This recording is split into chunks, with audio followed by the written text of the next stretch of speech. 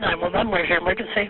Yeah, I just saw a car run in the back of a semi out here on Route 70, I-70. Anybody hurt, do we know? I would say the person driving the car ain't doing so well. The whole passenger or driver's side windows pushed clear back to the back seat.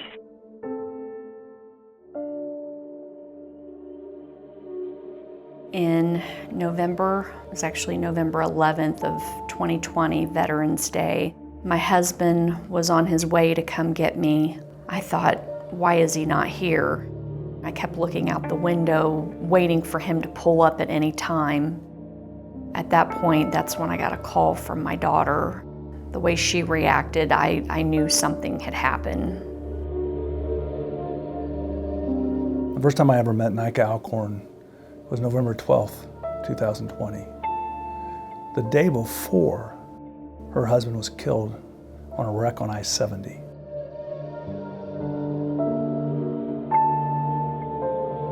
Fortunately for her and James's two daughters, someone from Nika's church had recommended that they contact my office and call me. And because they did hire us quickly, that very next morning, I was in the office and we were putting a team together to protect her and her family.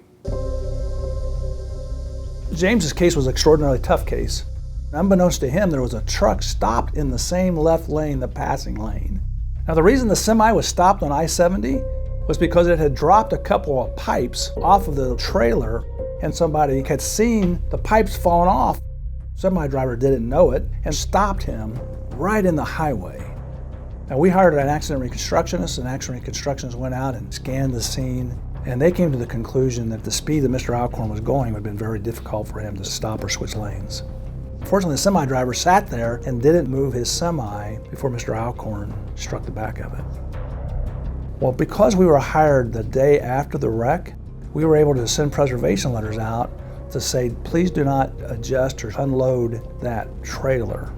For a shipper to be responsible, you have to be able to prove that they did something wrong when they loaded it, and what they did wrong was hidden, that the driver couldn't have seen it. So when we found the trailer, it was sitting in a junkyard, and on it was still all the pipes except for the couple that had fallen off before the wreck. And then we watched them unload that trailer. And unbeknownst to the driver of the semi, this shipper, when they had loaded this pipe, they had used boards on the bottom to brace the pipes. And those boards were not fastened down. When the truck was on the highway, those little boards moved.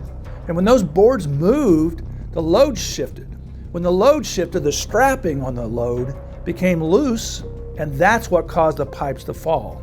And that was a latent or hidden defect, because once the pipes were put onto the trailer, you couldn't tell that those boards were not fastened down.